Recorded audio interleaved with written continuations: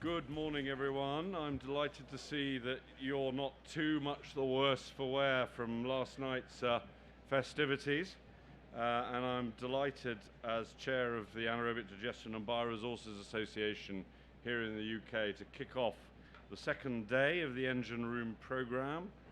We're on the home straight, so if any of you who still have people to see in the stands, technologies to assess, events to attend, this is the final straight. And the first session here is on carbon markets and AD's new frontier. Really important, I think, because if we can plug anaerobic digestion into the emissions trading schemes that are increasingly prevalent, the cap and trade schemes that are increasingly prevalent across the world, it builds in a support for the carbon benefits of AD that are not there at the moment, and it means, very importantly, perhaps for people like Leanne and me, that we can begin to put ourselves out of a job, because we no longer have to argue for special schemes for the biogas sector. There is an overall carbon reduction scheme. So in an ideal world, this would be an absolutely fantastic development, and we have to see particularly what is happening in Brussels, what happens in the UK, aligning the ETS scheme, already quite closely aligned, oddly, with the European scheme, not so oddly perhaps, and what then the implications are for biogas and biomethane. So I think it's very exciting, very pertinent, and we've got a great programme here for the rest of the day. And so I will happily kick it over to Leanne and ask her to take it away and tell you all about carbon markets and AD. So thank you for your attendance. Thanks for coming. I hope you've had a really good conference and a really good summit, and continue to have a good day today. Thank you. Thanks very much, Chris. Yeah, just a massive thank you to everyone coming. I was thinking this session's a bit like a red eye, really. So anybody who joined the award ceremony yesterday may be a little bit worse for wear. Not including any of the panelists.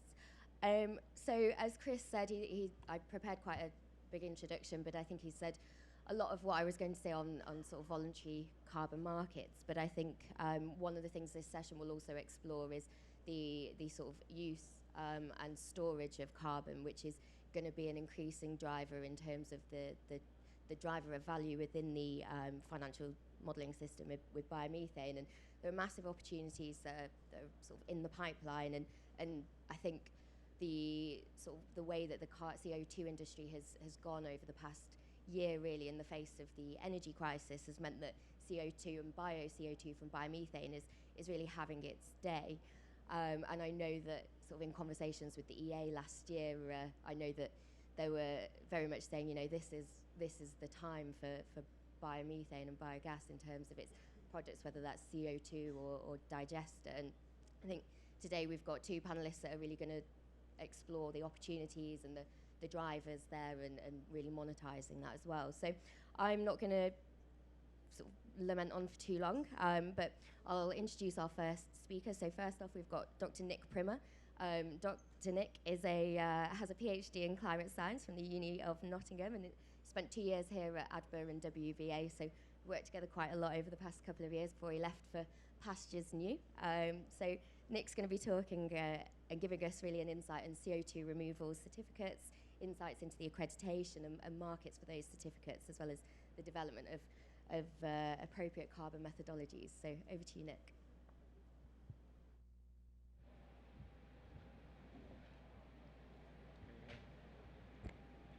Hi everyone, thanks for making it this morning. It's good to see quite a good turnout. It's more than I expected, perhaps, after the awards last night. So thanks for the introduction. So I'm Nick Primmer, Policy Advisor at Future Biogas. And today I'm going to be talking about how we're looking at accessing the carbon market, this growing market for both removals and reductions through AD. So just as a bit of background, Future Biogas are one of the largest producers of biomethane in the UK.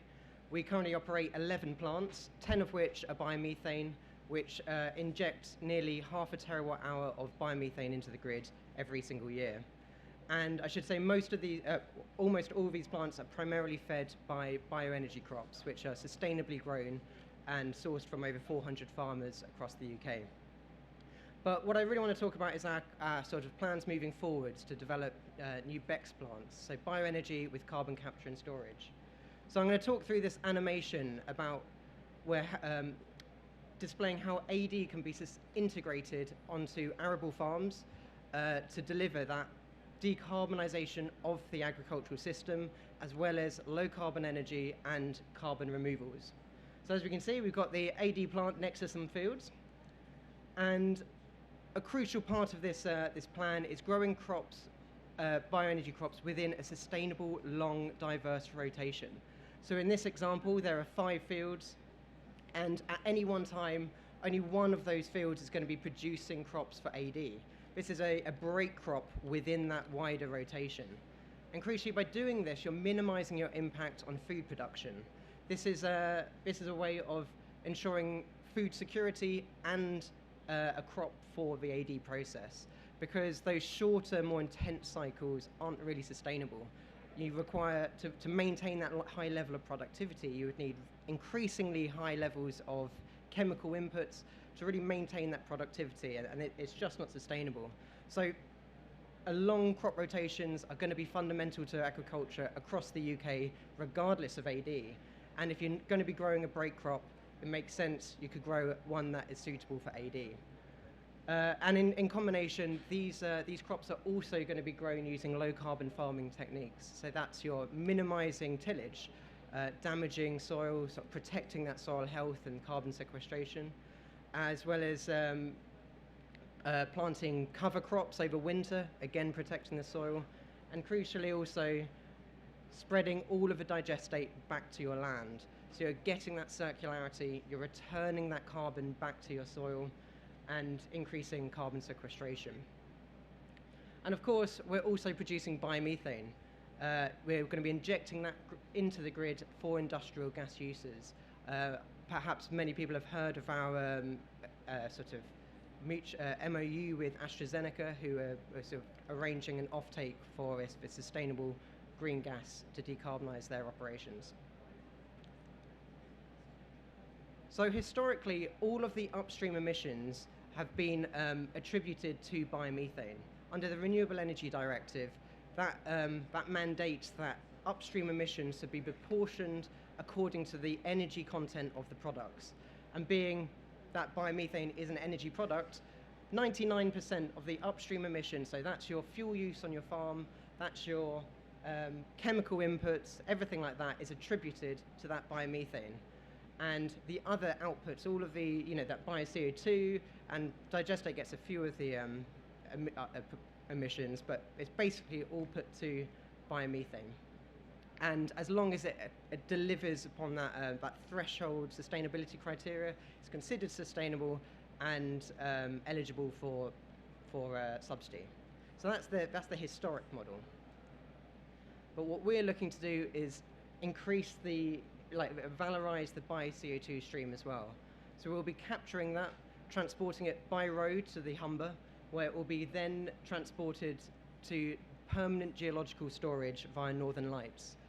So that is a pathway to deliver greenhouse gas removals, that is biogenic carbon going back into the ground and stored permanently with very low risk of reversal.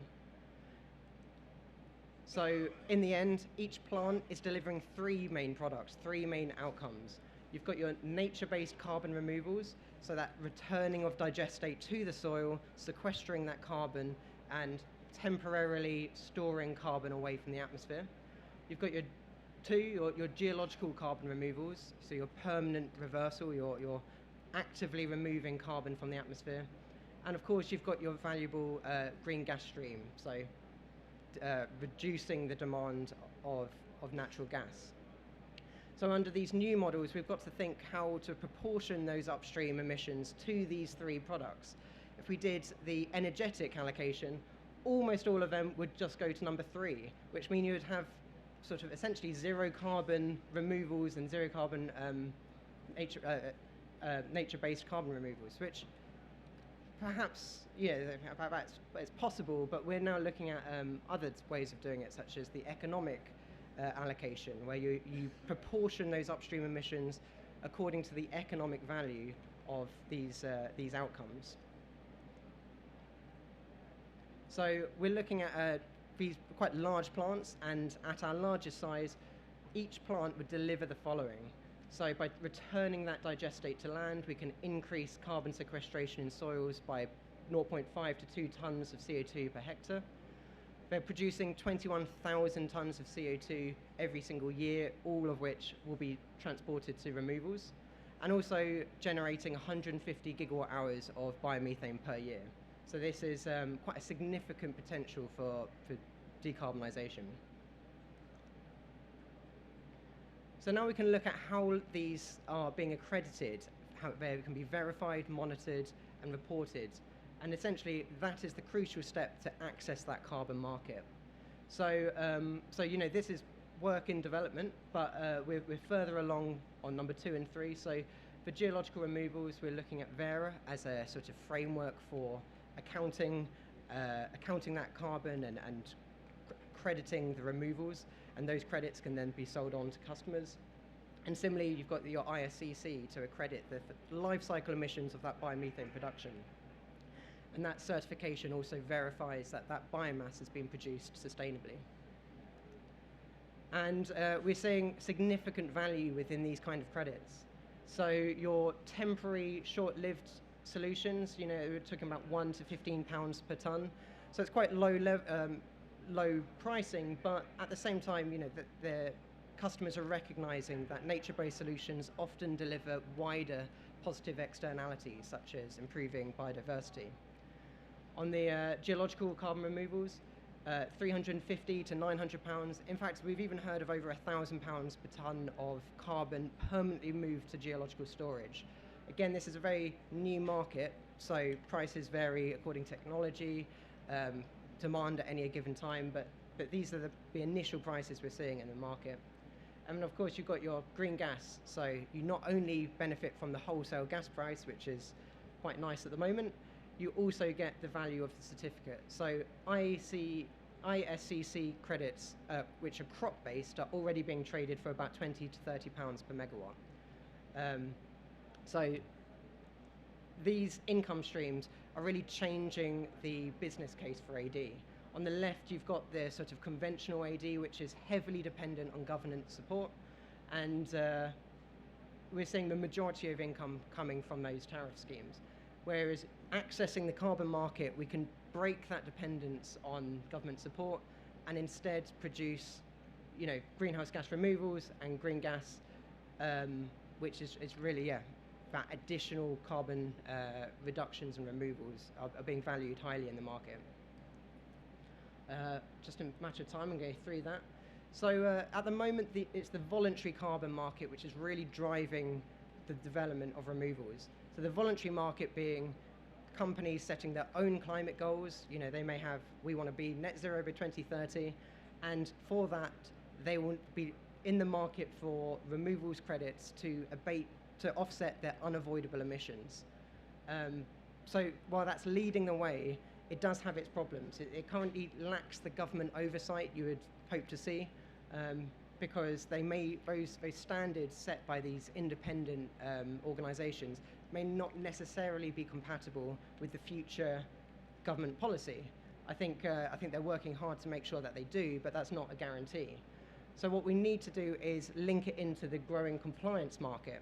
So we've heard that the UK and the EU ETS have both expressed a desire to incorporate removals into these compliance schemes, where the compliance market being the government sets the targets required for companies to meet. And again, that will really underpin the standards we'd like to see within the market. I'm also often asked, why are Future Biogas so focused on removals when there's such a strong utilisation market? And I think it's important just to have a look at how the market could change over time, and also contextualise it with the supply of fossil-based CO2 from industrial users. So at the moment, granted, there is no removals currently going on at any commercial scale because the infrastructure is not ready. It will still take a couple of years for that to come online. So Northern Lights being one of the first to come online for the UK. So granted, the utilisation market's very strong at the moment, but really it doesn't matter if it's fossil or biogenic. It's the shortage of CO2 which is driving that demand and high price. As we move through time and that CCS technology becomes cheaper and more accessible, the market could be flooded with a supply of CO2. So any manufacturing processes that require CO2 could look at both fossil and biogenic. And while biogenic may be increasingly recognized as a kind of carbon neutral product, if the fossil CO2 is that much cheaper, it might create that sort of race to the bottom there.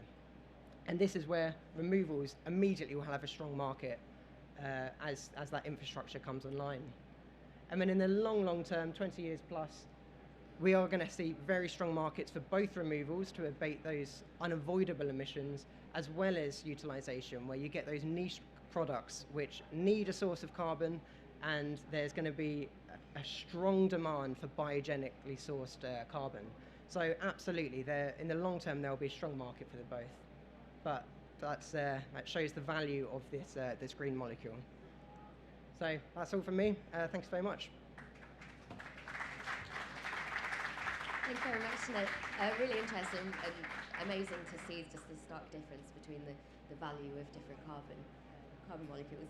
I think we'll go on to John quite quickly now. So John's the Managing Director of CNG Services Ltd. He's going to be speaking on the increasing demand for bio-CO2 and sort of talking us through his bio-CO2 ladder and the market pools for the molecule. I have got quite a long bio for you.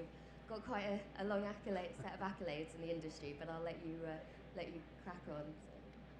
So. Okay, thanks for that.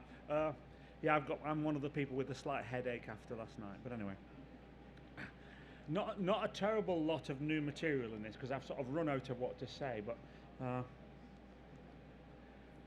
what we've got two ladders we're going to share, the biomethane one and the bio-CO2 one, which is just a bit of fun really, but it's just to sort of get people to think, and it gives us opportunity to talk about one or two of the things that obviously Nick talked about. But before we get on to that, I think I like to go on about there's three things which I think if you're just paying attention to anything, you can see everything that the European Union's trying to do with energy, and they've got 8 technologies that they said were really good. And I think all 8 finish up being in an anaerobic digester project. Because if you look at them, we've got solar, we've got wind, we've got batteries, and we really should be electrifying ADs if we can going forward. And so those three technologies we're obviously going to use.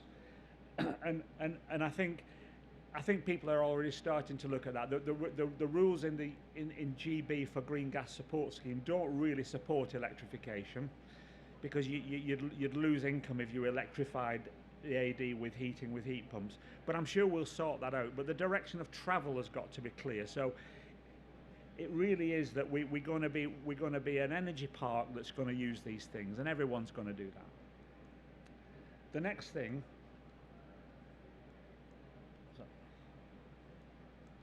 The next thing that's obviously very important, and again back on this European Union list, is hydrogen. And this slide basically, it's a very busy slide, but if you're interested you can actually read the slide when you've more time. But what it's basically saying is, if you think about companies that do biogas, biomethane, they are the same companies that would do hydrogen, because they're all the same competencies, and it's a very short step to go from high pressure gases to hydrogen, where it's a bigger step for other technology. If you do solar, you've not really got any competencies to do with hydrogen. And if you do wind, you've not really got any competencies. But if you do AD, you have. And you can see a very good fit between an AD business and a hydrogen business. There's one particular sort of thing that we all dream of happening, and maybe it will start to happen in the next few years, which is, we've got bio-CO2, haven't we, in our digester? And there's all this wind and solar we've talked about, and the electricity grid from 2030 is going to be full of electricity a lot of the time electricity is going to be abundant. So we can make hydrogen. So the ideal thing would be to react that hydrogen with that bio-CO2 and make more biomethane. And that's obviously a really, really good idea. And the reason it doesn't happen now, and I know exactly why it doesn't happen now, because we once won funding from Ofgem with Severn Trent, and we were going to do one of these plants, and Ofgem were going to pay 90% of the plant with Electricia. So it was about a £5 million grant. It was a great plant, but the fundamental problem, we were taking biogas that Severn Trent was burning to get double rocks, and we were reacting it with the CO2 with hydrogen to make methane, which got no subsidy at all. So it was costing millions to run the plant. So if we ever built the plant, we could never get any income from it. So obviously that project didn't go ahead. But the idea of taking hydrogen and CO2, once we get hydrogen markets established, is a really, really good idea. It's a fantastic use for hydrogen. So we love that, and we think the technology will appear. We don't think there's necessarily a fundamental technology problem. It's an economic problem, that you don't want to sort of melt down pound coins to make 10p pieces, which is what you'd have to do at the moment. The next thing is, with all this wind we're going to have, there will be times when there's no wind for 2 weeks, and so you're going to need electricity from something else. And there's really seen as sort of 2 or 3 ways to do that. One is hydrogen, but you'd need hydrogen engines, you need a national grid of hydrogen, and to spend all that money for something that only might run 10 days every 2 years is a lot of money. You can't really capture the CO2 from an engine or a power station, because it's 80% nitrogen. It's not really feasible to capture it, and you wouldn't do all that money for 10 days every 2 years anyway. So what you probably will do is use use natural gas, but one place you could have those engines is at the AD, because we've got the grid connection, the gas grid connection, the electricity grid connection. And over the year, we will be capturing all the CO2 that we're emitting from those engines anyway, won't we? Because we're going to talk about that in a minute. So I think there again something that if you're doing a new AD, you should have that in the mind, that as we go towards the end of the 2020s, there will be a very attractive capacity market for backup gas, and you might as well have some of that. So Nick gave the view on bio-CO2. In the short term, it's very valuable because of wars and stuff like that. But it's obviously a very good idea to be capturing it. And I don't think we're involved in any new projects where people aren't thinking they're going to capture it. And that's sort of obvious, isn't it? The UK government's giving companies money to get hold of CO2 out of the air, where there's 420 molecules every million. So it can't make sense for someone over there to be then venting 95%. The economics of that are sort of obvious. So you really should be capturing the CO2, and it might be in the short term you're selling it into some sort of market, smothering chickens or drinks or whatever, of greenhouses. But you will definitely not be venting it. That's the one thing you won't do. And there's some big announcements today on funding for these. For the GB carbon capture. So we as an industry are very lucky, because we wouldn't have 5 billion to spend on that. But if they've spent the 5 billion, we can just drive up a road tanker effectively and decant in, sort of. So that's very important. We are very lucky, and it makes this industry particularly good, because we become what I call fossil CO2 hunters. Because the normal thing we always say with biogas, it's circular, isn't it? You grow, you fix the CO2, you grow the grass, you feed the cow, you drink the milk, and it's sort of circular, that bit of carbon. It's nothing to do with the fossil industry. It's circular. But if in the AD you capture that and you lock it under the North Sea, then we become negative. And so what that means is some of the abundant dinosaur era CO2 in the atmosphere has gone, and we are farmers. We've done that. So that's quite unique, because it's much easier for us to do that than anyone else, because I've just explained that. It's 95% CO2 in the exhaust. We might as well just capture that. So the ladders. So the 2 ladders we have is you'll have seen a hydrogen one, but this is sort of, it's just for sort of interest, and it gives a sort of direction of travel, and it will change over time. So at the moment, I mean, I saw something, I think last week, the Committee on Climate Change said biomethane in Northern Ireland, we really love that. It's a fantastic thing. We really love it. But we don't necessarily want you to run trucks on it, because we want you to run trucks on electric or hydrogen. But you ask the Northern Ireland hauliers, how many electric and hydrogen trucks have they got? And they say, well, we haven't got any because none are made. So really, if you're a logistics company wanting to get to net zero by 2025, it won't do to say that the Committee on Climate Change said don't do anything, just carry on diesel, because hydrogen will turn up. So you've got to do something. So the bio-CNG, biomethane trucks are a real premium use for the next 10, 15, 20 years. Because it's deliverable today, you can get rid of diesel today. Over time, it might change. So this gives a sort of idea that what we think you should be, is the direction of travel. So gas central heating's not a premium application. There's lots of other things for that. Cars probably are not a good idea. But as you get to the top, trucks I've talked about. Replacing methane in a lot of industries is obviously very good, and the thing Nick's company is doing with AstraZeneca is an example of that, where they've got factories which really need natural gas with CHP, very, very efficient, and what can they do? And the best way of doing it is to do something like they're doing with future biogas. The last slide, next to the last slide, is CO2 ladder, and again I was aligned with what Nick was saying, really, that in the short term you can get some cash.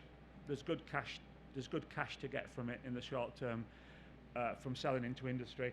In the medium term, it might well be CCS is a good place with these facilities coming, but in the very long term, it will be very valuable, because if Elon Musk wants to send a rocket ship to Mars, he will need CO2, and he won't want fossil CO2. He will want CO2 that's on a farm. So again, you can see that it will change over the years, but the direction of travel is very clear, I think. And the conclusions we've got really is, this is for new projects. I'm not having a dig at existing projects, because the existing projects were built in a different era, before the war, before net zero. But going forward, we should never vent CO2. That's a sort of obvious thing. And if you can avoid burning it, that's a really good thing. You can't in the short term, but probably towards 2030, you're going to be really annoyed if you're burning gas when the electricity price is negative for half a day. So, final thing, one of the things that's held up the biomethane industry in GB for years is there's no capacity in the grid, and modifications going through the network code which will facilitate that, so that the grid, by this summer, there will be, wherever you've got a potential feedstock and a gas pipeline within 5 miles, you can do your project, because that's what happens everywhere else in Europe. We're having that this year. Right.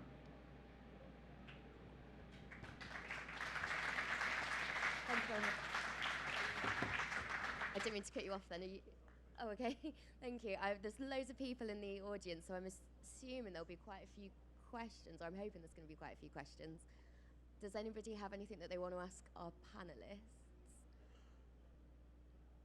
No one's got any burning questions for me? Okay, there we go. We've got Josh at the back there.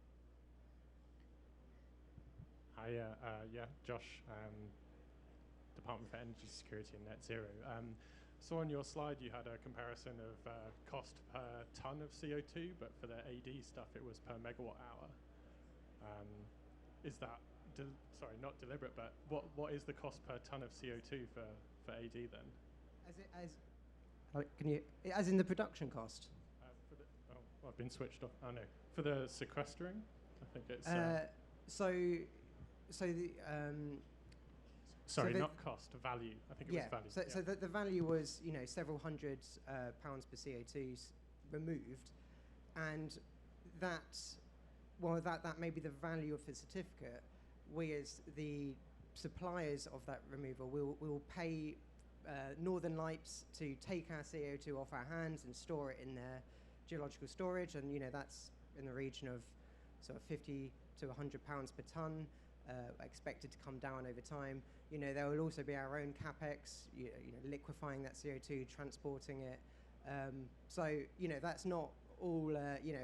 It's not like just accessing a free stream of bio CO2 and we earn entirely off that final value, but yes, that final value is split into different parts. If that makes sense. Does that answer your question?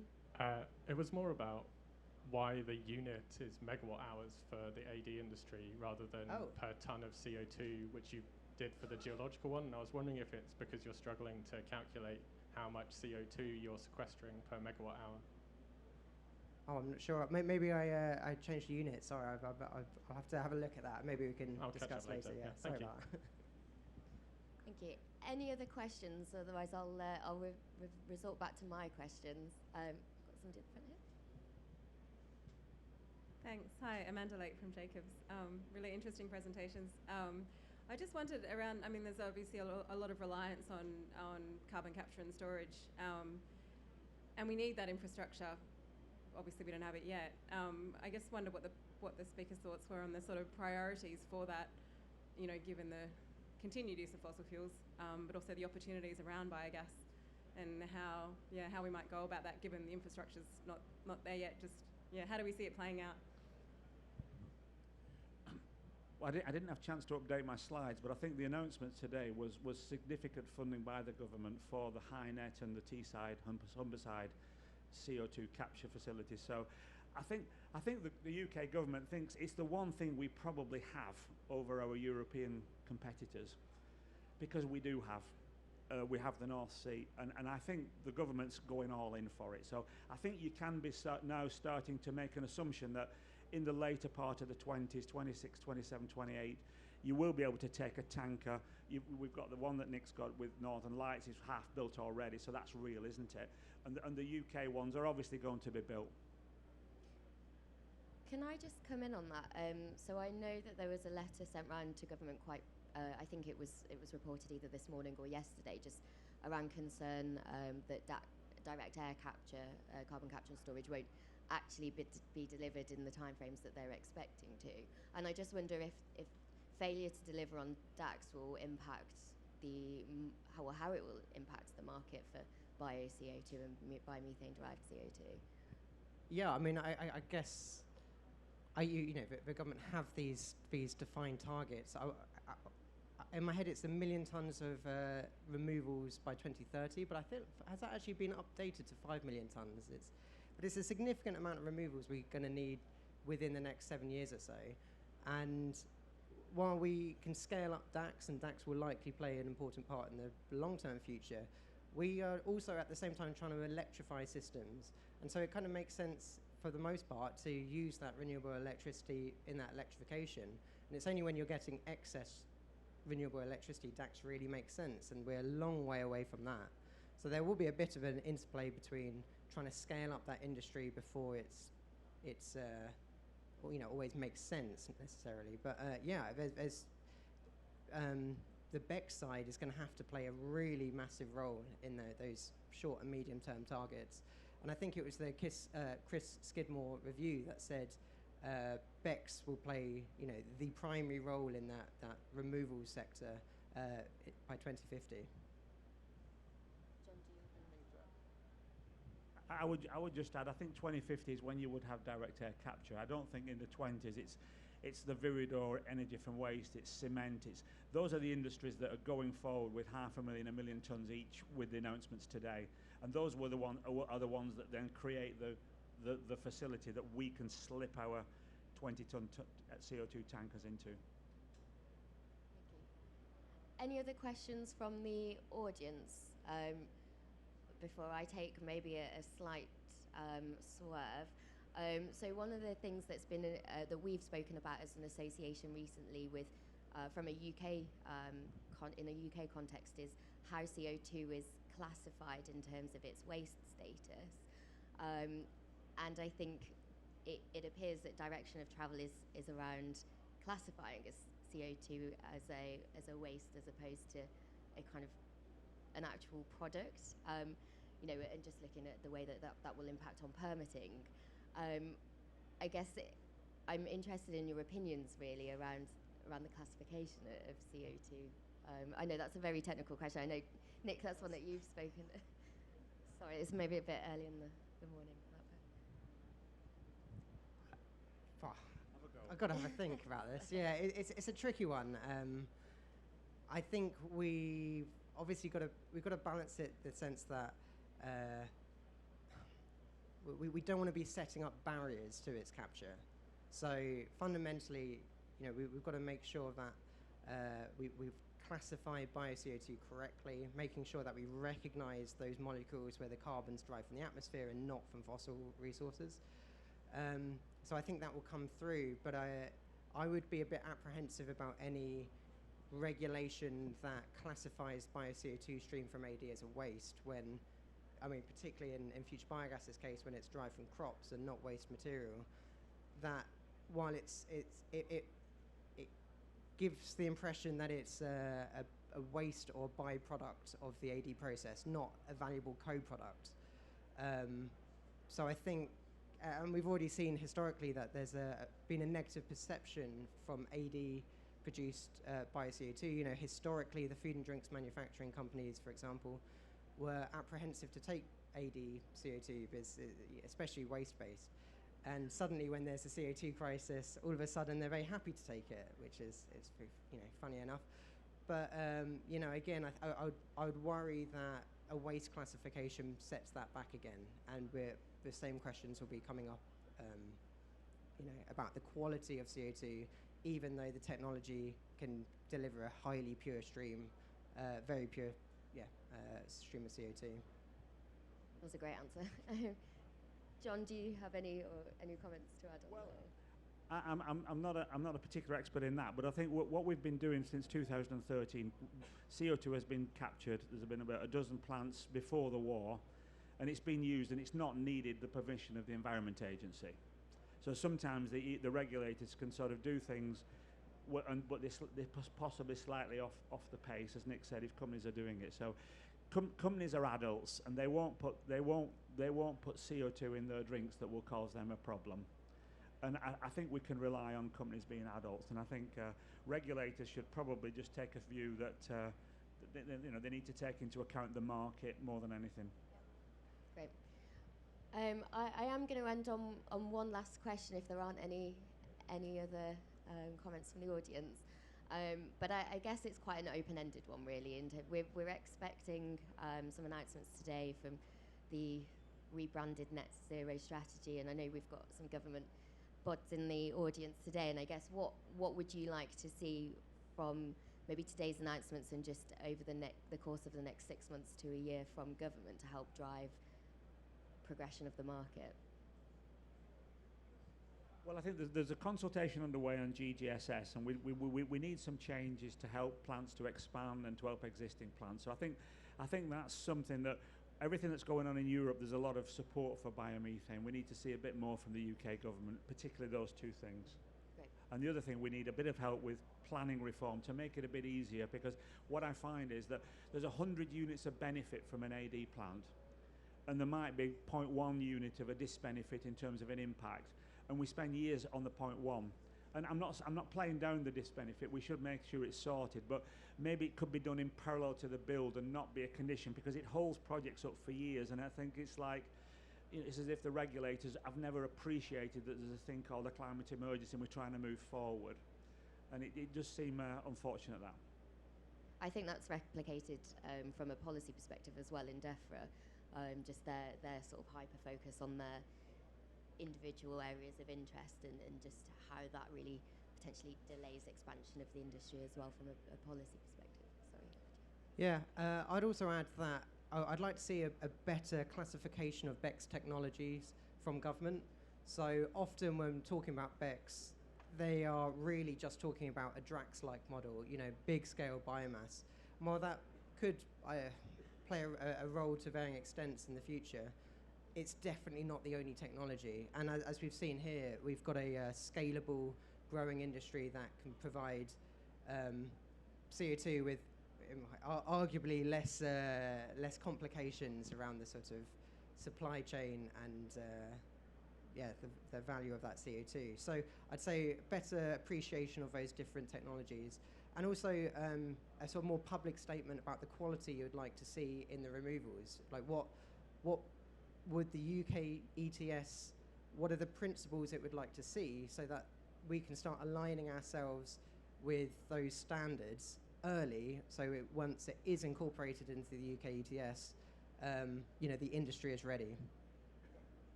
Thank you. I see Drax didn't get supported today. Drax CCS was not supported. Thank you. On that note, I think we're all done. So I just want to say thank you very much to both speakers. This has probably been one of my favourite panels of the expo, really. Very interesting market. And yeah, please do come up and ask some questions. We'll be here until the next people come on. So yeah, stick around and yeah, speak to you soon. Thank you.